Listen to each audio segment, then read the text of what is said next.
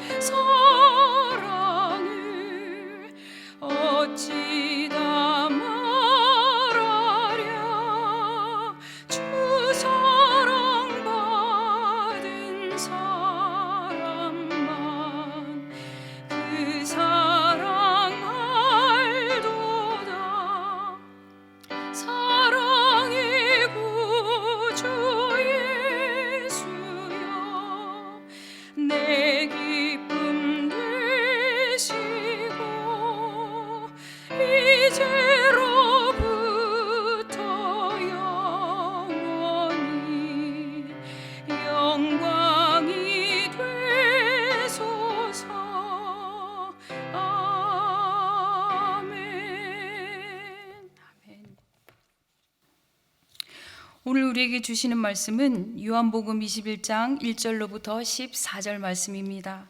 요한복음 21장 1절로부터 14절 말씀, 신약성경 185페이지에 있습니다.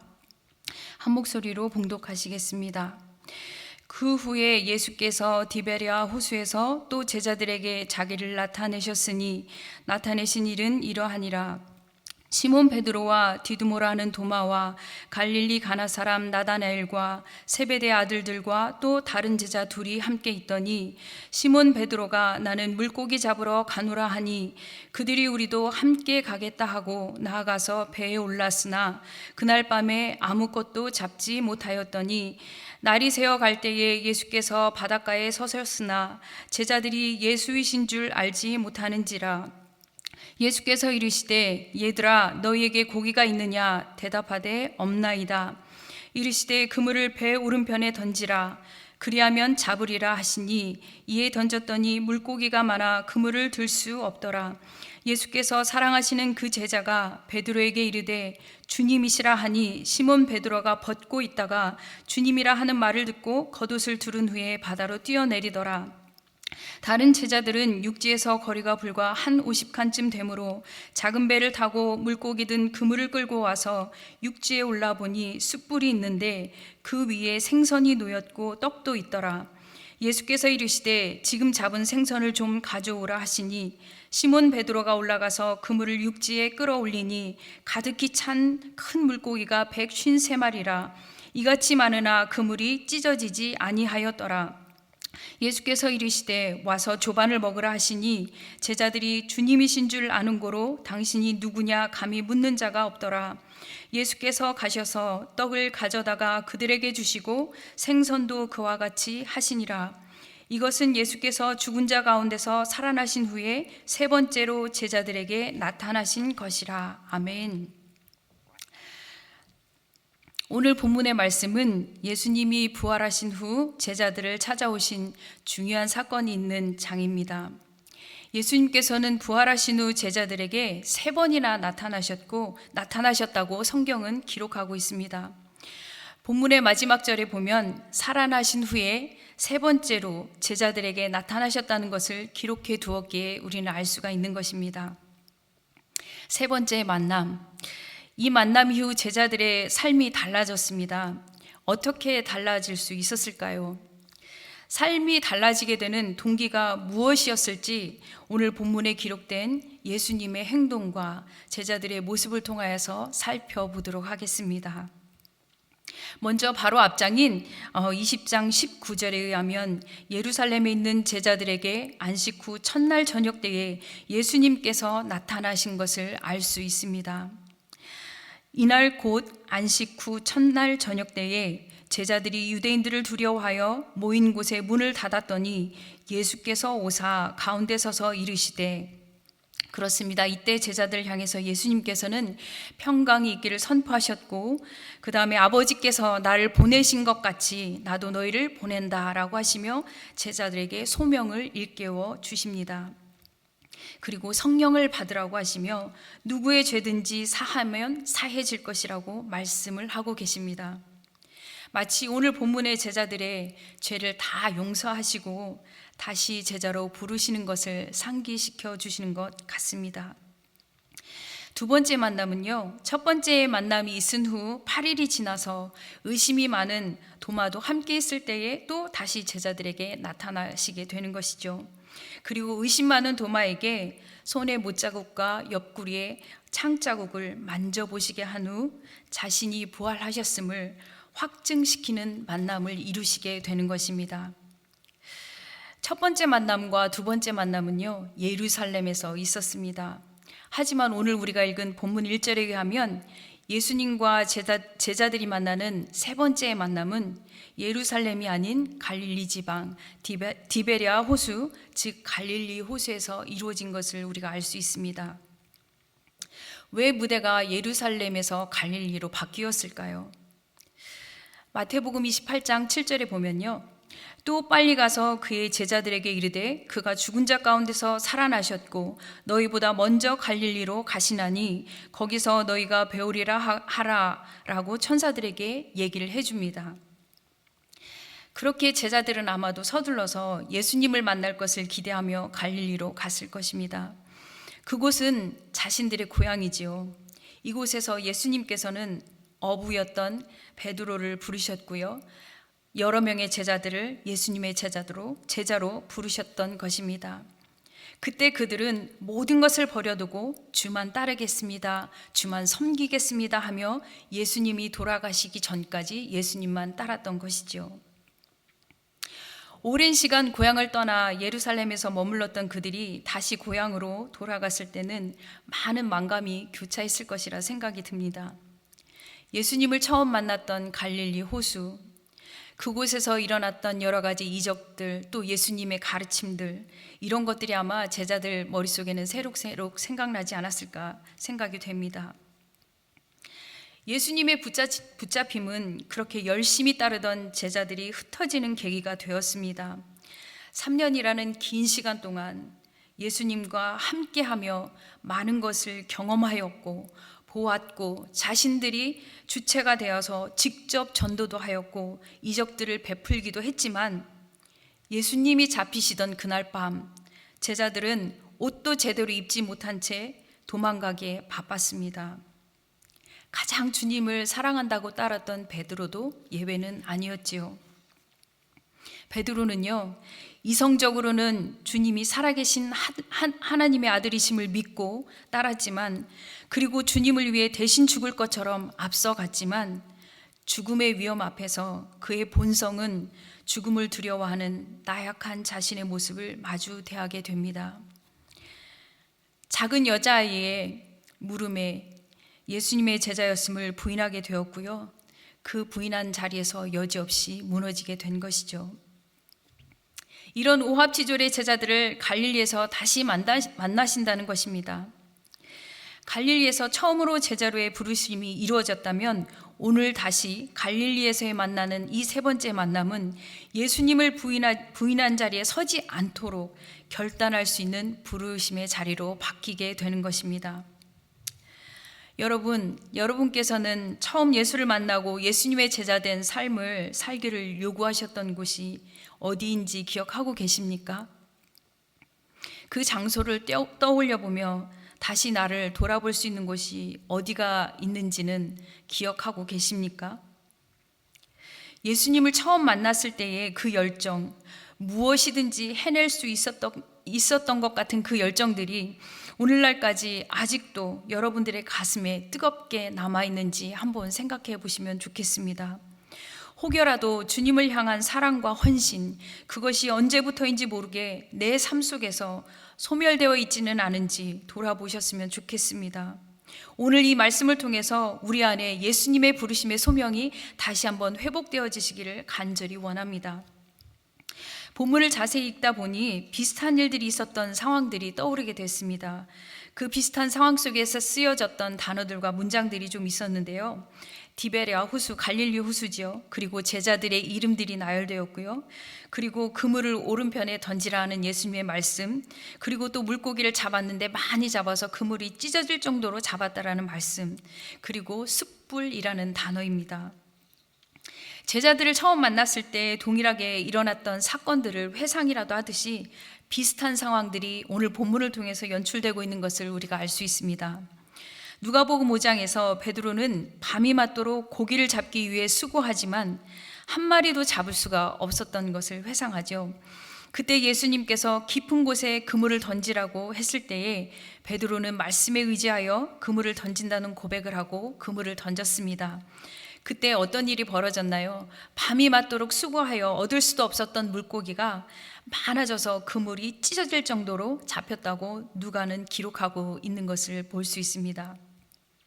오늘 본문에서도 마찬가지로요. 베드로와 제자들은 밤이 새도록 고기 한 마리도 잡지 못한 상태에 예수님께서 그물을 배 오른편에 던지라는 말씀을 하실 때까지, 그 말씀을 하실 때까지 한 마리도 잡지 못하는 수고를 하고 있었습니다. 하지만 그 말씀의 주체가 누구인지도 모르지만 이 제자들은 순종하며 그 그물을 던졌을 때에 그 그물 안에는 고기가 차고 넘치는 역사가 일어나는 것을 또한 경험할 수 있었습니다. 이 순간의 반응이 또한 같습니다. 누가복음 5장 8절에 시몬 베드로가 이를 보고 예수께 무릎 아래 엎드려 이르되 주여 나를 떠나소서 나는 죄인으로소이다 하고 고백합니다.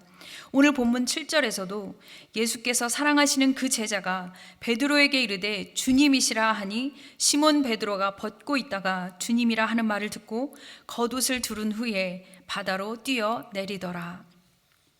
이 두 구절의 말씀을 통해서 베드로의 성향을 좀 알 수 있는 것 같습니다. 베드로는 성격이 참 급한 사람인 것 같습니다. 예수님이 말씀하시기도 전에 스스로 자신이 예수님 앞에 나아갑니다. 그리고 자신이 죄인이라고 고백하고 회개합니다. 그리고 또 예수님이라는 말씀을 듣자마자 겉옷을 두른 채 바다로 뛰어드는 모습을 볼 수가 있습니다. 그리고 베드로는요, 한 번 신뢰하면 다른 것을 보지 않고 직진하는 성품을 가지고 있기도 합니다. 그러기에 자신의 가족들도 버리고 예수님을 따르는 그 자리에 서지 않았을까 생각합니다. 이 두 구절에서 보듯이 베드로는 부르심 앞에 주저하지 않는 모습이었습니다. 이러한 베드로를 통하여 예수님께서는 사람을 낚는 어부가 되게 하시겠다고 하셨습니다. 오늘 저와 여러분들의 모습은 어떠신가요? 부르심 앞에 즉각 순종하며 서는 스타일이신가요? 아니면 여러 가지 상황들을 고려하시며 생각하고 난 후에 대답을 하시는 스타일이신가요? 어떠한 모양이든지 상관없습니다. 주님의 부르심 앞에 주저하지 않고 순종하며 따르는 저와 여러분들이 되시기를 원하는 것입니다. 베드로는 주님이시라는 요한의 말에 겉옷을 두른 채 바다를 뛰어드는 모습을 보게 됩니다. 배에서 뛰어내리죠. 그래서 주님께 가기까지 한 90m 정도 된다고 하는데요. 이 베드로의 마음은 어떤 마음이었을까요? 그 짧은 거리라고 생각하지만 또 어떻게 생각하면 먼 거리라고 생각할 수 있는 이 시간 동안 많은 생각들이 교차하지 않았을까 싶습니다. 주님을 따르겠다고 모든 것을 포기했던 자신의 모습, 열정적으로 주님 곁에 있었던 자신의 모습, 그랬던 자신이 예수님이 죽음 앞에 잡혀가는 그 순간에 예수님을 배반하고 돌아서게 된 자신의 모습을 생각하게 되지 않았을까요? 짧다면 짧고 길다면 긴 이 거리를 지나 육지에 올라왔는데 말이죠. 제일 먼저 베드로의 눈에 띄었던 것은 무엇이었을까요? 공교롭게도 숯불이었습니다. 베드로는 숯불에 트라우마가 있지 않았을까요? 아마 예수님을 배반한 그 사건 이후 숯불 근처에는 가지도 않았을 텐데 말이죠. 숯불을 볼 때마다 자신이 했던 말들이 떠오르는 그러한 괴로움이 있었을 테니까 말이죠. 예수님께서 잡히시던 날 밤 대제사장의 뜰에 들어가 숯불 앞에 앉아 있었을 때에 어린 여자아이가 묻습니다. 그랬을 때 베드로는 3번씩이나 예수님을 모른다고 부인하였고 자신과는 상관없다고 부인했던 그런 치욕스러운 모습을 숯불을 보는 순간 확 떠올랐을 것입니다. 그날 예수님과 눈이 마주친 이후로 지금까지 베드로는 스스로를 자책하며 있었을 수도 있겠습니다. 제자의 본분과 사람을 낚는 어부가 되게 하겠다라는 그 말씀도 잊은 채 말이죠. 그냥 위축된 상태에서 있었던 베드로의 모습이 아닐까 생각합니다. 그런 베드로의 생각을 예수님께서 모르셨을까요? 그러지 않으셨을 것이라 생각합니다. 오히려 그 치욕의 시간을 상기시키심으로 자신을 정확하게 돌아보게 하시고 다시 주님 앞에 설 수 있도록 회복시키시는 과정이었고, 상처를 치유하시고 회복시키시려는 계획이 이 안에 있었던 것이죠. 그래야만 진정으로 사람을 낚는 어부가 될 수 있으니까 말이죠. 우리가 알다시피 그 후 베드로의 삶은요, 뒤를 돌아보지 않고 오직 예수 그리스도의 복음을 증거하는 일에만 매진하고 달려갔습니다. 그렇게 살았습니다. 그리고 그의 마지막의 자리는 순교의 자리에까지 이르게 되는 것을 우리는 알 수 있습니다. 사랑하는 여러분, 여러분의 삶에는 이러한 일들이 없으십니까? 저도 생각해 보았습니다. 저에게도 그런 일들이 있더라고요. 주님 앞에 부끄러운 일들로 제 자신의 부르심을 자꾸 망각하며 위축되어져 가는 저는 할 수 없다라는 것을 고백하며 도망가려는 제 모습을 발견하게 되었습니다. 그럴 때마다 저의 모습을 적나라하게 들여다보게 하시고, 그러면서 이런 나를 위해 주님께서 오셨다는 것을 철저히 인정하고 순종하고 엎드리게 하게 하셨습니다.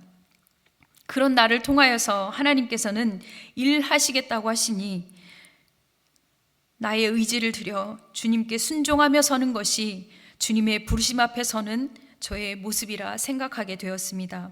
그래야 사람을 낚는 진정한 어부가 될 수 있기 때문이죠. 비단 저뿐만이 아니라 여러분들도 그런 일들이 있으시리라 생각됩니다. 지금의 모습이 주님을 만난 열정은 다 식어져 버렸고 부르심 앞에는 무감각해져 있는 모습이 아닌지 생각합니다. 베드로를 회복시키시고 다시 세우시는 예수님의 사랑이 오늘 저와 여러분에게 가득 차기를 소망합니다. 그래서 저와 여러분들의 삶을 통해 사람을 주께로 이끌어 그리하여 구원의 역사를 이루도록 동참하는 자리에 서시기를 간절히 바랍니다. 베드로와 제자들을 세우시기까지 예수님의 모습은 그전이나 지금이나 한결같으심을 볼 수가 있습니다.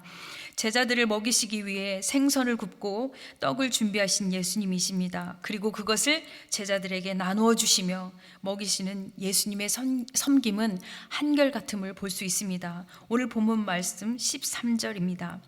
예수께서 가셔서 떡을 가져다가 그들에게 주시고 생선도 그와 같이 하시니라. 예수님의 행동은요, 사랑하는 제자들을 회복시키시고 치유하시기 위하여서 자신을 따르다가 배반을 한 아픔을 품은 채요, 그들을 여전히 동일하게 사랑으로 섬기는 모습이었습니다. 우리의 삶에도 이러한 일들이 일어나지 않을 수 있겠습니까? 가장 사랑하던 사람이 나를 배반하고 떠났든가, 가장 믿었던 사람이 나를 모른다고 외면하든가, 서로에게 깊은 상처를 줄 수 있는 말들을 하고도 모른 채 살고 있든가. 우리가 알 수 없는 이 수많은 일들이 참 많이 우리의 삶 가운데 일어나고 있습니다. 그렇지만 우리가 주님을 따르는 제자인 것을 우리 안에 다시 회복하셨다면 예수님을 닮아가는 모습으로 용서함으로 서로를 품어줄 때 그 안에 회복이 일어나고 상처가 치유되리라 믿습니다. 그리하여 사람을 낚는 어부의 자리에 우리가 모두 설 수 있게 된다는 것을 저는 믿습니다. 말씀을 맺겠습니다. 부활하신 예수님을 만난 제자들에게는 다시 회복되는 사건이 일어났습니다. 그리고 더 견고해졌습니다. 오늘 우리의 삶에도 부활의 주님을 다시 만남으로 상하고 찢겼던 모든 상처가 회복되고 새롭게 되어지길 원합니다. 그리고 주님의 마음을 닮아서 다른 사람들을 용서하고 섬김으로 세워줄 때에 함께 회복이 되어지고 이 놀라운 일들이 저와 여러분들의 삶 가운데 이루어져서 많은 사람들을 주께로 이끌어오는 사람을 낚는 어부가 되는 일들이 일어나길 간절히 소망합니다. 함께 기도하시겠습니다. 하나님 감사합니다. 오늘 말씀을 통하여서 다시금 나를 돌아보게 하시고 우리의 삶의 형편을 돌아보게 하시니 감사합니다. 하나님, 우리가 서 있는 현 주소가 어디인지 하나님 우리를 알게 하여 주시길 원합니다.